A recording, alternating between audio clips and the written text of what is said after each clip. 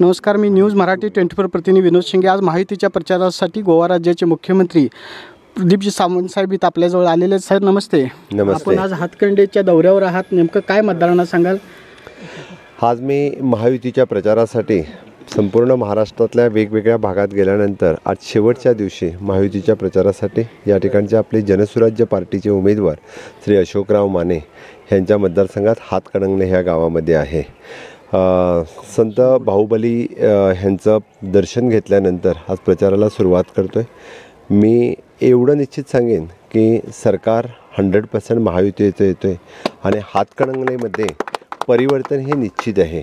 हातकणंगलेचा मतदारसंघ बघितल्यानंतर गेली 30 वर्ष हा मतदारसंघ दुर्लक्षित राहिलेला आहे। गेली 30 वर्ष म्हणजे या ठिकाणी ज्या पद्धतीचा विकास व्हायला पाहिजे होता तो विकास झालेला नाही। कुठल्याही पद्धतीचं बेसिक इन्फ्रास्ट्रक्चर डेव्हलपमेंट नाही, कुठल्याही पद्धतीचा ह्युमन रिसोर्स डेव्हलपमेंट या ठिकाणी झालेला नाही। काय झालं असेल तर स्वतः आणि स्वतःचा डेव्हलपमेंट या लोकांनी करून घेतलेला आहे।